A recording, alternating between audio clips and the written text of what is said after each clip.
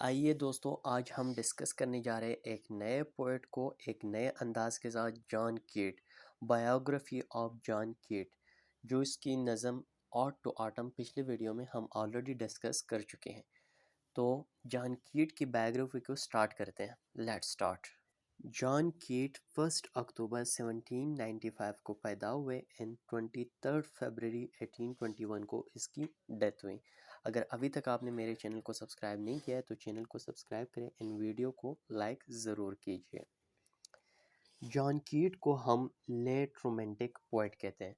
British English literature के late romantic poet थे। जिस तरह हमारे साथ थे शेले, तो शेले की तरह हमारे साथ जॉन कीट भी हैं।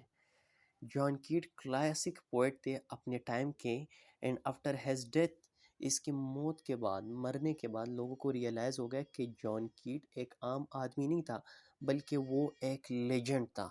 जिसकी पोइट्री को देख के, क्योंकि इसने 2-3 साल में जिस तरह का काम किया है, तो अगर वो और ज़िंदा रहता है तो कितने बड़े बड़े कारनामे सर अंजाम देते। ये अपने भाइयों में, बहनों में, सब में सबसे एल्डर थे, सबसे बड़े थे। सही है।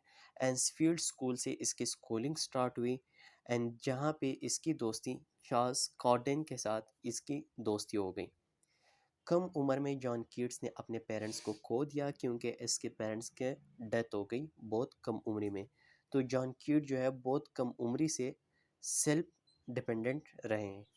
जॉन कीट के बारे में मशहूर है कि जॉन कीट अपने काम के लिए बहुत पैशनेट थे, और इसके दोस्त भी इस बात की गवाही देते कि जॉन कीट्स जो है अपने वर्क में कंप्रोमाइजिंग नहीं थी।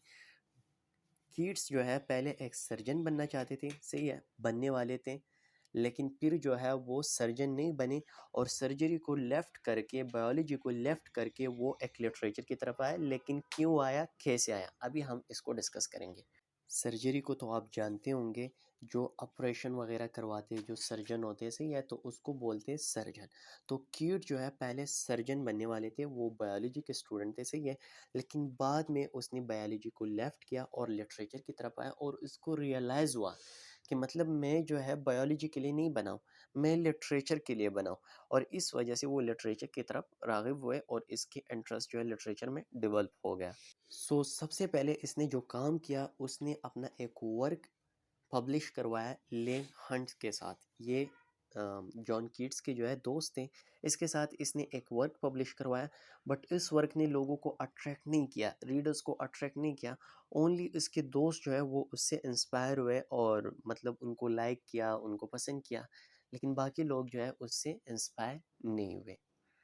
तो सबसे पहले ये बड़ी नाकामी थी कीट्स के लाइफ में, लेकिन वो नाकाम लोगों में से नहीं थे, हार मानने वालों में से नहीं थे, लेकिन इसने अपनी स्ट्रगल को और डबल करवाया। तो यहाँ पे हमें क्या सबक मिलता है कि मतलब don't loss heart, continue your efforts, सही है, and one a day will come that you will achieve all of your goals. So ये वैसे दरमियान में जो है किड्स से हमने ये लर्निंग की, तो ऐसे मैंने सोचा कि आप लोगों को भी बता दूँ। अच्छा, अभी हम फिर कीट की तरफ आते हैं। तो कीट पे क्रिटिसिज्म बहुत हो रही थी। मतलब कीट्स ने जो पहला काम पब्लिश करवाया, इस पे भी बहुत ज़्यादा क्रिटिसिज्म हो रहा था, सही है। तो कीट्स जो है वो फिर भी लिखते थे, मतलब वो रुकने वालों में से नहीं थे। एंड 1817 का जो उसका वर्क था, उसके लिए तो बहुत क्रिटिसाइज़ किया गया, लेकिन 1818 में इसने अपने वर्क को फिर पब्लिश किया। और यहाँ पे मैथ्यू आर्नल्ड ने इसके लिए एक लाइन बोला था, सही है, कि कीट इज़ लाइक फ्लेंट एंड आयरन।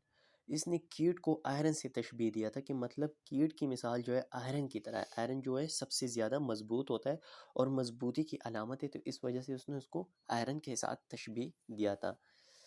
फिर जो है इसके एक भाई की डेथ हो गई, अचानक से ट्रेजिक डेथ हो गया 1818 में। और फिर इसको प्यार भी हो गया फैनी ब्राउनी के साथ। और ये तो टीबी के ऑलरेडी मरीज़ थे, बल्कि सिर्फ जॉन कीट टीबी के मरीज़ नहीं थे, इसके सारी फैमिली को यही बीमारी थी, और सारी फैमिली तकरीबन इससे मुतासर थी। तो कीट को भी यही बीमारी थी, टीबी की। टीबी के मरज़ में ये सारे फैमिली मुब्तला थे। फिर इसकी ये ज़िंदगी के ना 2 साल बहुत इम्पोर्टेंट है इसके करियर के स्पेशली, और वो है 1819 एंड 1820। ये 2 ईयर्स जो है ना, ये कीट के लिए बहुत इम्पोर्टेंट है, बहुत स्पेशल है। पीने से प्यार के बाद जो है ना, उन्हें एक नई एनर्जी मिल गई, सही है, क्योंकि इंसान जब प्यार करता है तो उसमें एक नया एनर्जी आ जाती है, एनर्जेटिक हो जाता है। लेकिन ये अलग बात है कि जब नाकामी होती है तो ऑब्वियसली फिर तो किसी कोने में बैठ। तो 1819 जो है वो कीट के लिए बहुत ज़रूरी साल था, सही है, क्योंकि इसी साल इसने अपने फेमस ऑड को लिखा, like ode to autumn, ode to Nightingale.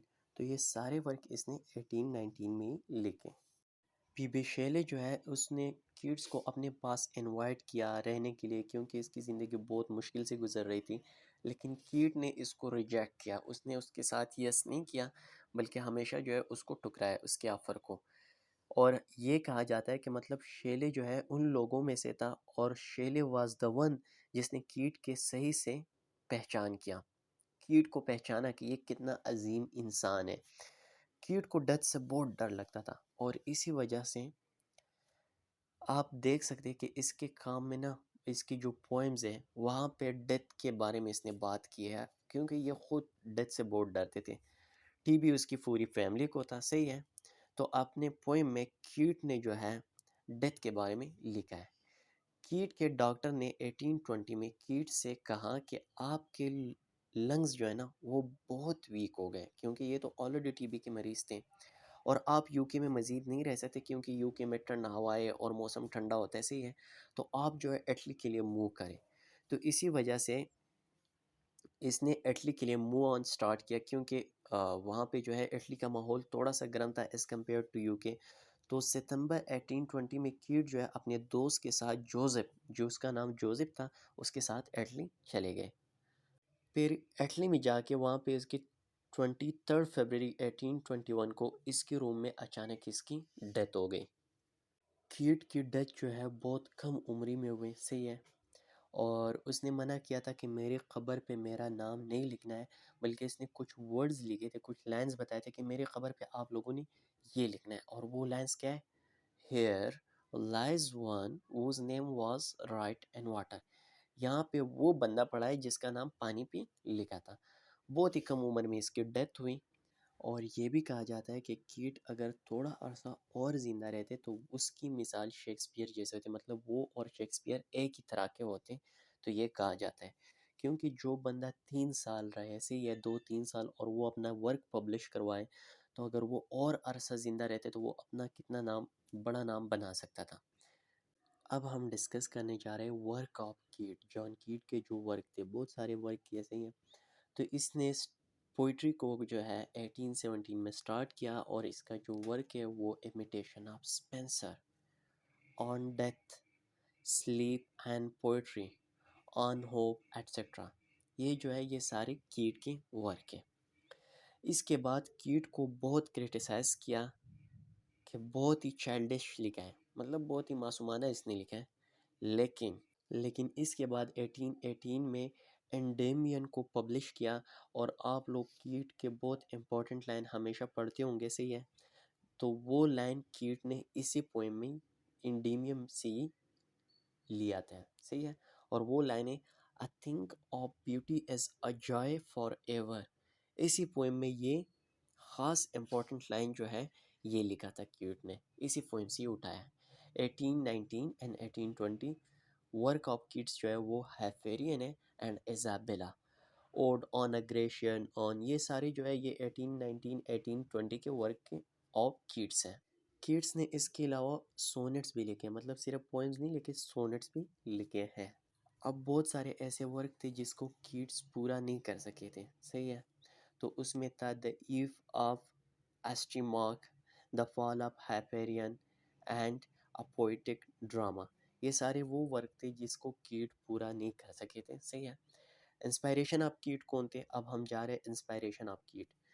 Inspiration of Keats में जो है Edmund Spenser, Chaucer, John Milton and Leigh Hunt. Leigh Hunt के साथ तो उसने वर्क भी पब्लिश करवाया था, सही है। आज के लिए होप कि आप लोगों को समझ आया होगा। फिर मुलाकात होती है अगली वीडियो में। अगर अभी तक आपने मेरे चैनल को सब्सक्राइब नहीं किया है तो वीडियो को लाइक करें, चैनल को सब्सक्राइब करें एंड कमेंट सेक्शन में अपने राय का इजहार ज़रूर कीजिए। Thank you.